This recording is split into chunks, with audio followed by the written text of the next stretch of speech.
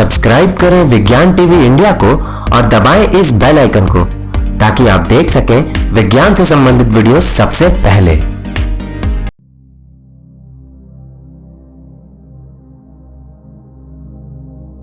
दोस्तों, नासा, इसरो या किसी अन्य अंतरिक्ष एजेंसी द्वारा नए ग्रहों के ढूंढे जाने की खबरें आप सबने कभी न कभी जरूर सुनी होगी। पर क्या आपने सोचा है कि हमसे 100 या 1000 प्रकाश वर्ष दूर मौजूद होने के बावजूद हम उन ग्रहों को कैसे ढूंढ लेते हैं?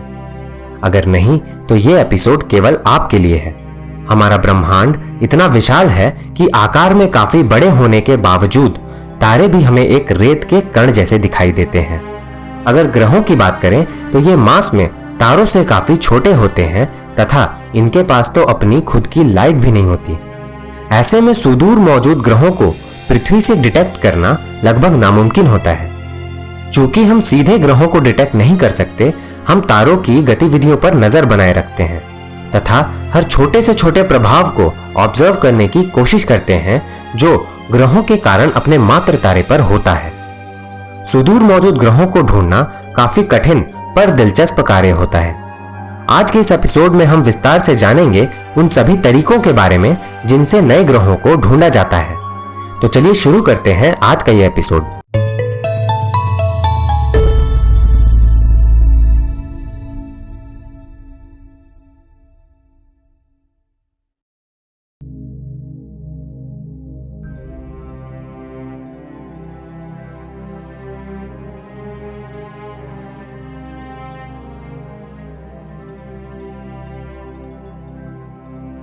नए ग्रहों को ढूंढने के मूलतः 5 तरीके हैं। तो आइए जानते हैं इन तरीकों के बारे में। पहला है रेडियल वेलोसिटी। आप ये तो जानते होंगे कि एक तारा अपने ग्रहों के मुकाबले आकार में काफी बड़ा होता है, जिसके कारण उसका गुरुत्वाकर्षण बल ग्रहों को कर देता है उसका चक्कर लगाने के लिए। पर शायद आप ये नहीं जानते होंगे कि ग्रहों के गुरुत्वाकर्षण का प्रभाव तारे पर भी पड़ता है, जिसके कारण वो भी पूरी तरह से स्थिर नहीं रहता। ग्रहों के आकार के अनुसार वो भी छोटे सर्कुलर या एलिप्टिकल ऑर्बिट में चक्कर लगाता रहता है। इस एनिमेशन पर एक नजर डालें। पहली नजर में आपको सब सामान्य दिखेगा। एक तारा है जिसकी परिक्रमा एक ग्रह कर रहा है। ऐसा आपने कई बार देखा होगा, पर जरा तारे को ध्यान से देखिए। यह भी अपनी जगह से हिल रहा है। अंतरिक्ष में ऐसा ही होता है। जितना बड़ा ग्रह होगा तारे का मूवमेंट उतना ही ज्यादा होगा तथा अगर ग्रह छोटा हुआ तो तारे का मूवमेंट भी कम होगा। चलिए, इससे हम ये तो समझ गए हैं कि तारे के मूवमेंट को देखकर हम बता सकते हैं कि एक सौरमंडल में ग्रह है या नहीं, या फिर अगर है तो कितने बड़े हैं, या फिर संख्या में कितने हैं। पर हम एक तारे के छोटे से मूवमेंट को कई प्रकाश वर्ष दूर मौजूद पृथ्वी से कैसे ऑब्जर्व करते हैं? इसके लिए जिस मेथड का इस्तेमाल किया जाता है उसे डॉपलर शिफ्ट कहते हैं। आइए जानते हैं ये कैसे काम करता है। शायद आपको पता नहीं होगा, पर आपने आम जिंदगी में डॉपलर शिफ्ट का अनुभव किया है। याद है उस ट्रेन की आवाज जो उस समय काफी तेज हो जाती है जब वह ट्रेन आपकी ओर आता है तथा धीमी हो जाती है जब वो आपसे दूर होता जाता है। क्या आपने कभी ऐसा सोचा है कि ये कैसे होता है? दरअसल ऊर्जा जैसे कि ध्वनि, हीट, लाइट इत्यादि वेव के रूप में ट्रैवल करते हैं। इन वेव्स का उत्पादन करने वाली वस्तु अगर हमारी ओर आए तो ये वेव्स सिकुड़ जाते हैं, जबकि अगर वो वस्तु हमसे दूर जाए तो ये वेव्स फैल जाते हैं। वेवलेंथ्स में आए इन्हीं चेंजेस की वजह से हमें आवाजें कभी तेज और धीमी सुनाई देती है। जब ये साउंड वेव्स सिकुड़ जाते हैं तो आवाजें तेज हो जाती हैं, जबकि जब ये फैल जाते हैं तो आवाजें धीमी हो जाती हैं।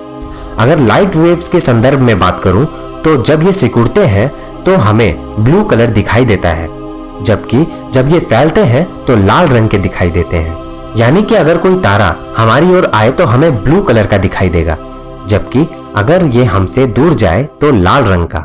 जैसा कि आप इस एनिमेशन में देख सकते हैं, एक ग्रह अपने मात्र तारे को अपने आकार के हिसाब से अपनी जगह से हिलाता है, जिसके कारण उसके लाइट वेव्स का रंग बदलता रहता है।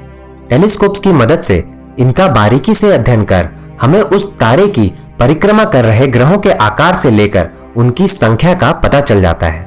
ग्रहों को ढूंढने का यह पुराना तरीका है जो आज भी उतना ही कारगर है।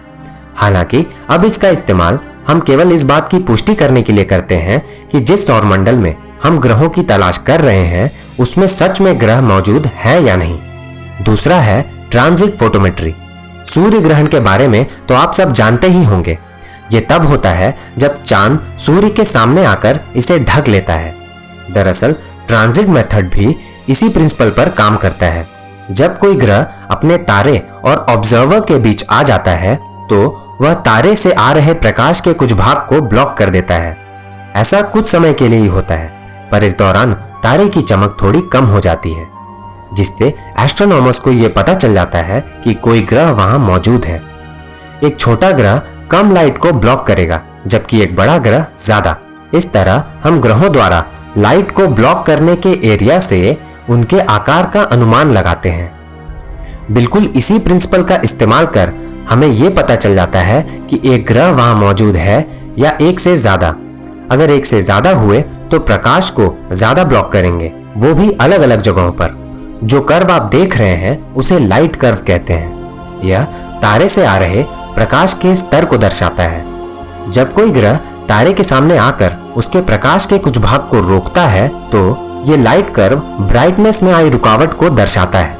इस मेथड से हमें न सिर्फ ग्रहों के अस्तित्व का पता चलता है, बल्कि ये भी कि इन ग्रहों का तापमान व वातावरण कैसा है।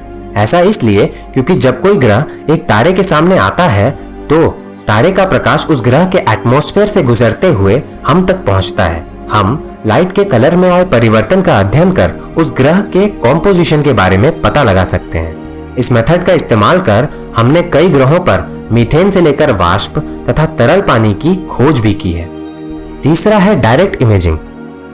एक्सोप्लैनेट्स हमसे काफी दूर होते हैं तथा अक्सर वो अपने तारे की चमक के कारण हमें दिखाई नहीं देते।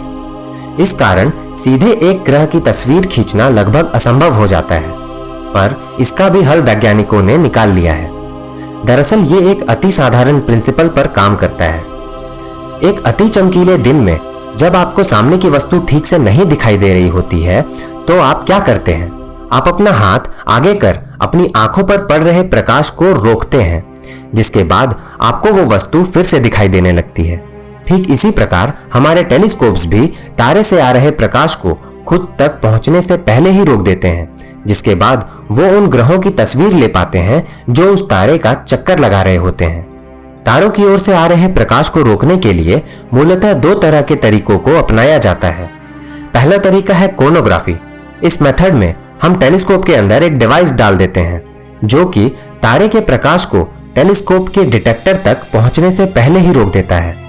आजकल के टेलीस्कोप्स में कोनोग्राफ्स इनबिल्ट होते हैं। दूसरे मेथड में स्टार शेड का इस्तेमाल किया जाता है। ये एक डिवाइस होता है जिसे इस तरह से पोजीशन किया जाता है कि ये तारों के प्रकाश को टेलीस्कोप तक पहुंचने से पहले ही रोक देता है। अंतरिक्ष में काम करने वाले टेलीस्कोप्स के लिए स्टार शेड को एक अलग यान में कॉन्फ़िगर किया जाता है जो खुद को सही डिस्टेंस तथा एंगल में सेट कर लेता है। डायरेक्ट इमेजिंग अभी प्रारंभिक अवस्था में है, पर उम्मीद की जा रही है कि भविष्य में हम बेहतर तकनीक का इस्तेमाल कर इसके जरिए ग्रहों के वातावरण, सरफेस, उनमें मौजूद पहाड़ों और समुद्रों के बारे में पता लगा पाएंगे। चौथा है ग्रेविटेशनल माइक्रोलेंसिंग। ग्रेविटेशनल माइक्रोलेंसिंग केवल ऐसा तरीका है जिससे हम उन ग्रहों को भी ढूंढ सकते हैं जो हमसे हजारों प्रकाश वर्ष दूर हैं। अब तक जिन तरीकों के बारे में हमने जाना उनसे हम केवल 100 प्रकाश वर्ष दूर मौजूद ग्रहों को ही ढूंढ सकते हैं। खैर, आइए जानते हैं कि ये ग्रेविटेशनल माइक्रोलेंसिंग क्या है। एल्बर्ट आइंस्टाइन ने जनरल थ्योरी ऑफ रिलेटिविटी के जरिए हमें बताया कि भारी खगोलीय पिंड जैसे कि तारे, ग्रह या ब्लैक होल स्पेस टाइम को विकृत करते हैं। इसके कारण जब प्रकाश भी इनके पास से गुजरता है तो उसकी दिशा भी बदल जाती है। प्रकाश की दिशा में होने वाला यह बदलाव एक मैग्नीफाइंग ग्लास की तरह काम करता है तथा हमें दिलचस्प चीजें दिखाता है जो शायद हम कभी नहीं देख पाते। ग्रेविटेशनल माइक्रोलेंसिंग तब होता है जब किसी सुदूर तारे से आ रहा प्रकाश किसी तारे या विशाल ग्रह के गुरुत्वाकर्षण बल के कारण अपनी दिशा मोड़कर एक लेंस की तरह काम करना शुरू कर देता है, जिससे कि वो तारा काफी चमकने लगता है। अगर कोई ग्रह उस तारे के सामने आया हो तो उसके साथ भी ग्रेविटेशनल माइक्रोलेंसिंग होता है, पर इसकी चमक इसके मूल तारे से कम होती है तथा इसका चमकना भी जल्दी खत्म हो जाता है।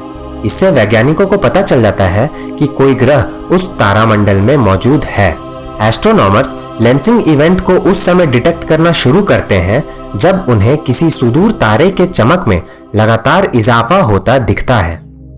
चूंकि उन्हें पहले से पता नहीं होता कि लेंसिंग ब्रह्मांड के किस कोने में होगा, उन्हें लगातार नजर बनाए रखनी पड़ती है। पांचवा है एस्ट्रोमेट्री।